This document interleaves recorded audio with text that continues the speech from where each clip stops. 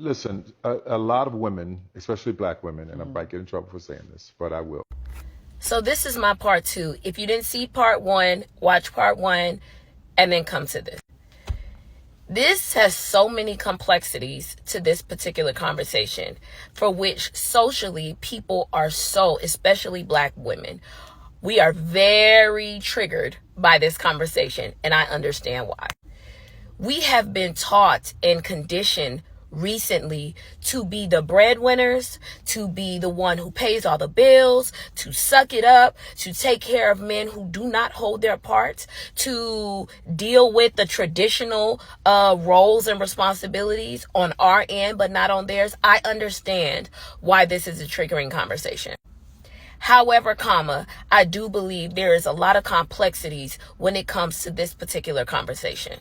So in this particular video, I'm going to speak to black men, because in my last video, I spoke to black women. The way that I approach this conversation is not directly addressing all of the hoopla around the extreme that he presented. I think that that's null and void. So the way that I'm going to address this is specifically talking to, in this particular video, black men. Black men, hear me and hear me good. Black women are fucking tired. They are tired of being told they're the ones who have to settle for someone who is going to do less. Because let's be very fucking clear. There is a lot of men being taken care of by black women. Let's be very fucking clear that there's a lot of black men being taken care of black women. There's a lot of black men who are not being held accountable, not only for their behavior, but for their lack of presence, showing up, handling their emotional baggage, and showing up financially for their families. Period.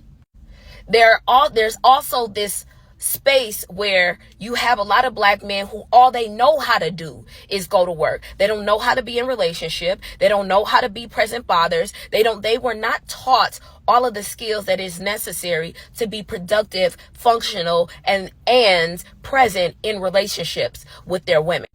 The frustration is, here again, black women are hearing that they're being told to once again do all of the work. I understand.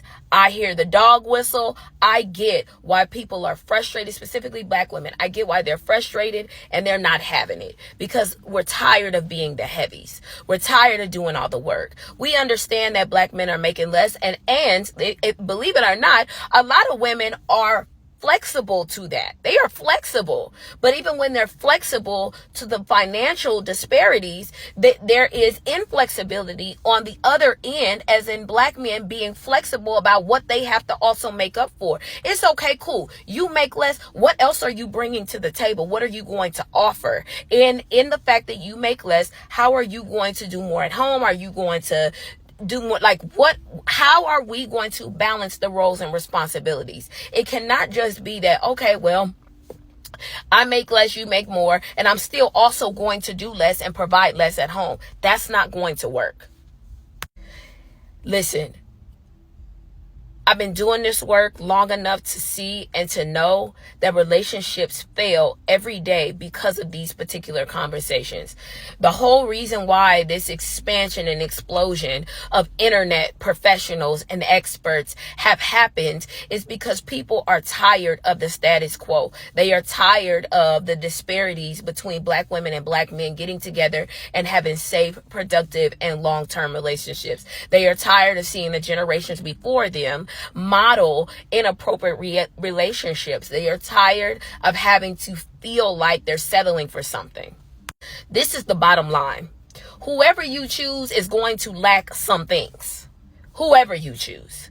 Whoever you choose is not solely responsible for your happiness. You're responsible for that. You have to bring some things to the forefront. You have to be able to take care of yourself before you can take care of a family. Now, if you are with someone who is willing to invest early, like you're a man, you see a woman, you want to invest early with the understanding that you are growing, you are putting the work in to grow over time. You both have to have a certain level of patience with each other.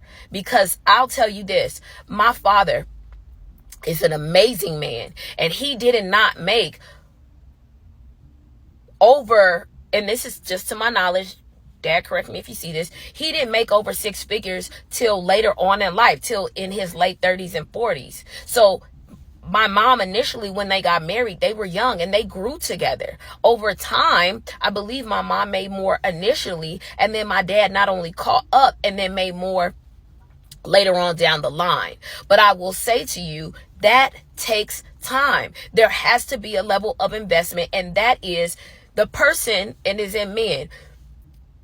Be clear about the skill sets you have and how you're investing in improving those functional skills.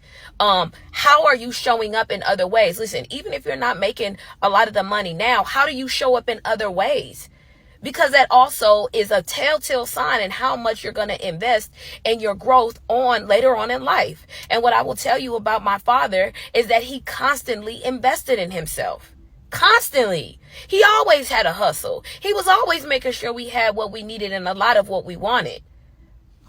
He was always investing in himself, doing more, doing better, increasing over time. My dad woke up at 5 a.m. on Saturdays to cut the grass.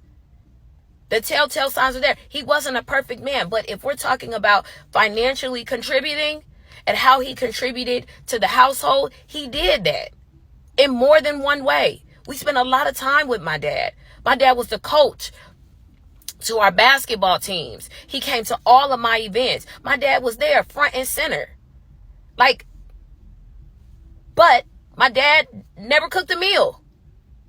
He never cooked I didn't see my dad cook a meal to my mom had to travel for work. And he made us fried bologna sandwiches, which was the worst experience ever. If you've ever had fried bologna sandwiches. My dad cooked fried bologna sandwiches. My mom cooked almost 7 days a week. Facts. I've never seen my grandfather cook a meal. Ever. I've never seen it. Never seen him cook a meal. My grandparents have been together 67 years. I've never seen him cook a meal. Roles and responsibilities have to be understood. Finances are a part of it, but I'm telling y'all, Black women need you to step up. They need you to, look, a part of finances is safety. That's about safety. That's what all this hoopla is about. They want to feel safe. They want to feel safe in their ability to go to a job, but also know that their husband is holding it down. That they don't have to be worried, concerned that they are the heavy and holding all the heavy bills. It is exhausting. This is a conversation about safety. This is less about finances and more about safety, intention, purpose, and work ethic. How are you going to show up, man? Listen to the undertones. This is bigger than finances. This is about safety and protection. And Black women want and need to feel safe and protected financially, emotionally, psychologically, and physically. It's not optional. It's not optional. How you do that may look different, but it's not optional. Hope this was helpful. Peace.